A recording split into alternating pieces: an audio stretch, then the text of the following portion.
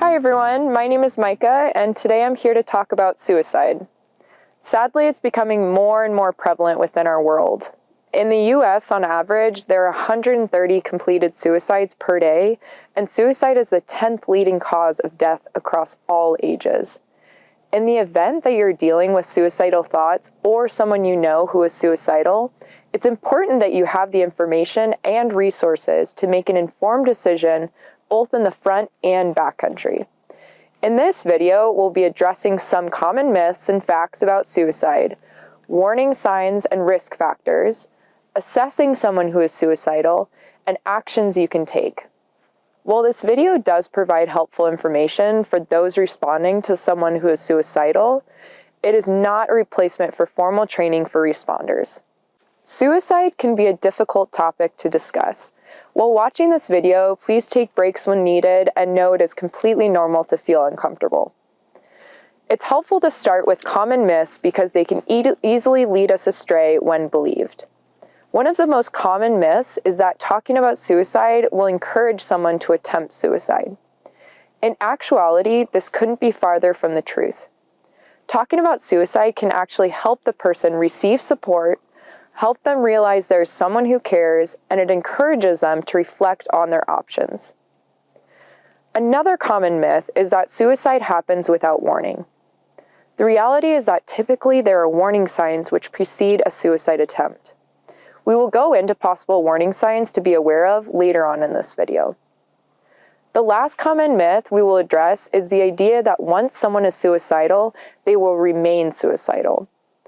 In truth, active suicidal ideation is often short-term and situation-specific. Suicide can be seen as a desperate attempt to escape intense emotional pain. The person may feel like they cannot stand it and will look for a way out. When they're able to move through this pain, the suicidal ideation usually decreases or goes away entirely. Someone may experience episodes of suicidal ideation throughout their life or only experience it once during a difficult situation.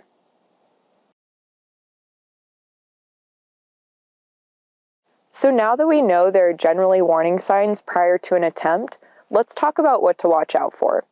Warning signs are indicators that a person may be thinking about killing themselves.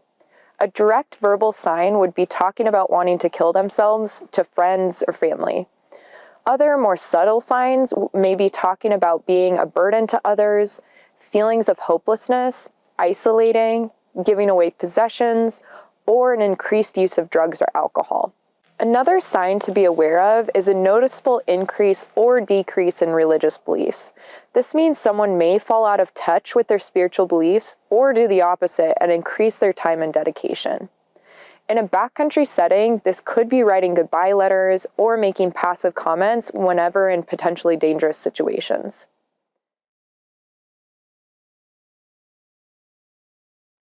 Risk factors are conditions and characteristics within someone's life that can make it more likely they will consider suicide. Although risk factors can be helpful information, it's important to note that risk factors do not cause or predict suicide.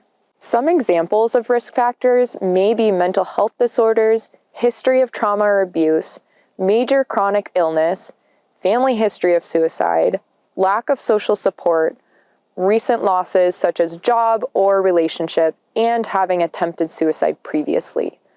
Local clusters of suicide, meaning multiple people killing themselves in one area, can also increase the risk that another person might attempt. When taking people out in the backcountry, include some mental health questions on your intake and don't be afraid to ask about suicidal thoughts. Keep in mind, being in an unknown surrounding can potentially trigger difficult emotions, which can lead to suicidal thoughts.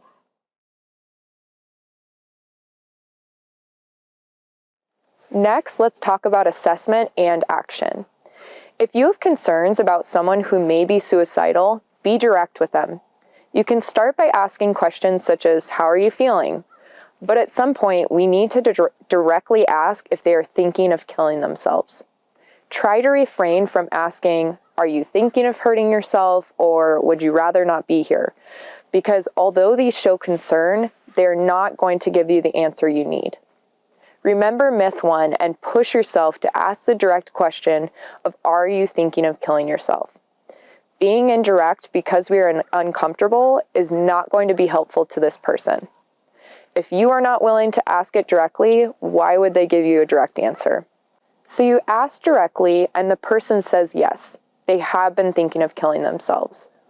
It's then important to ask if they have a plan of how they would do it. It is common to panic when we hear someone is suicidal, but this can actually mean many different things. Someone may think about suicide, but that does not mean that they have thought through the specific scenario. If you are in the city or front country, you have some different options and resources. If they have just been having some suicidal thoughts with no plan, the next step may be setting up an appointment with a mental health therapist. See if they are open to your support in making the call and make sure it gets done.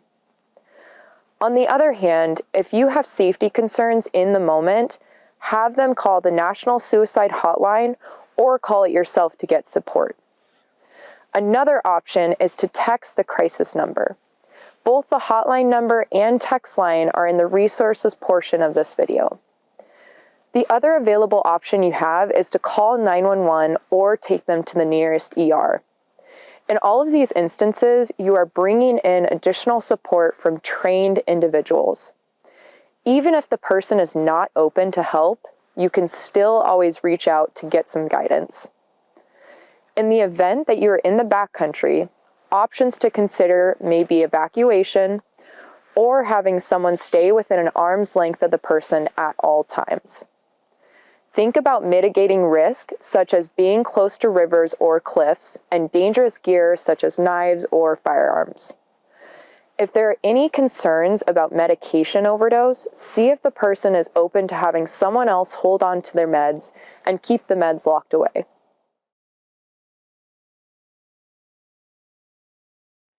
For additional knowledge, we wanted to go through the 3 most common methods of completing suicide, which are using firearms, through suffocation, and by poisoning or overdose.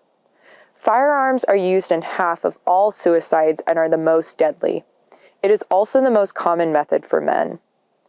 If someone you know mentions wanting to end their life with a gun, ask if they have a gun in their house that they are planning on using.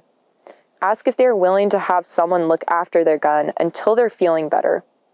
In the front country, local police departments may be available to hold on to firearms for an individual during these types of situations.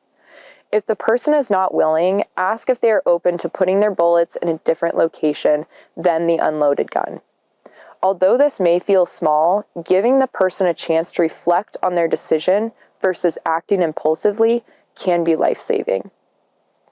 Suffocation is the second most common means of suicide and involves severely decreasing the supply of oxygen to the body.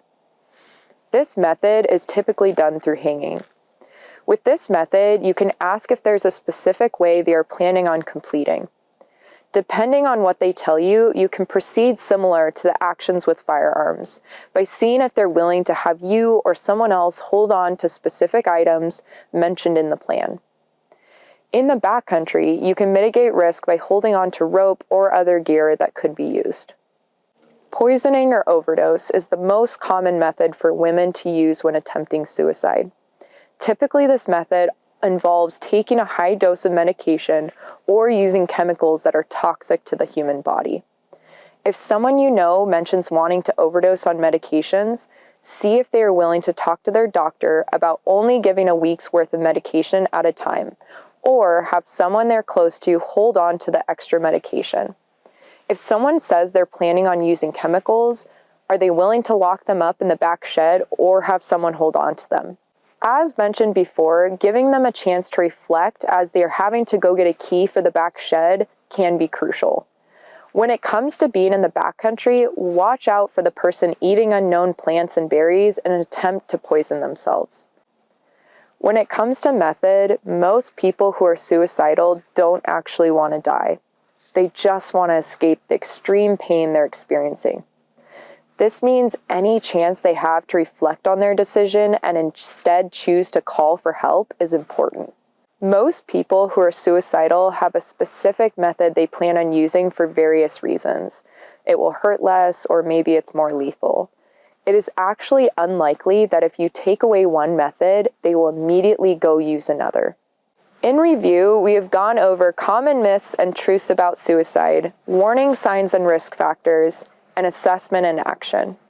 I hope this video has given you a deeper understanding of suicide, and in the event you come across someone who is suicidal, you will choose to move forward to help. Please remember the person is probably feeling stuck, hopeless, and frightened. Any support or care you offer can be life-saving. Thank you for watching.